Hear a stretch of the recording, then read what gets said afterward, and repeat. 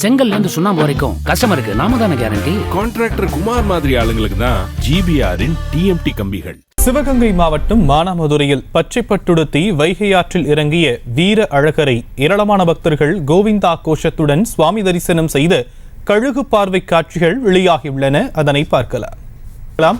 மகேஸ்வரன் விரிவான விவரங்கள்.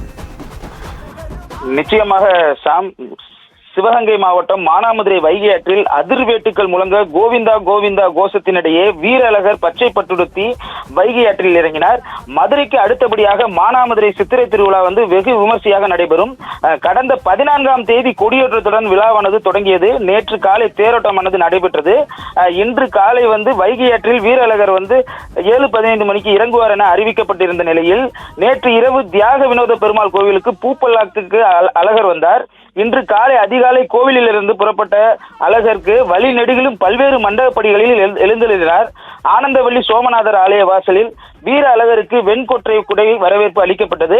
பச்சை பட்டுடுத்தி அப்போது அங்குள்ள பல்லாயிரக்கணக்கான பக்தர்களில் கோவிந்தா கோவிந்தா கோஷத்தினிடையே வீர அழகர் வைகை ஆற்றில் இறங்கினார்.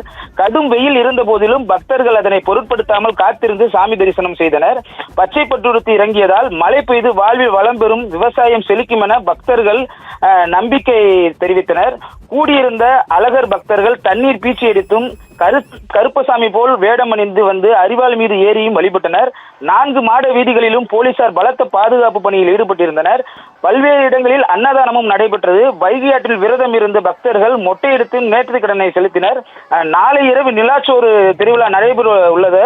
அதனுடன் 10 நாள் திருவிழாவானது முடிவடைகிறது.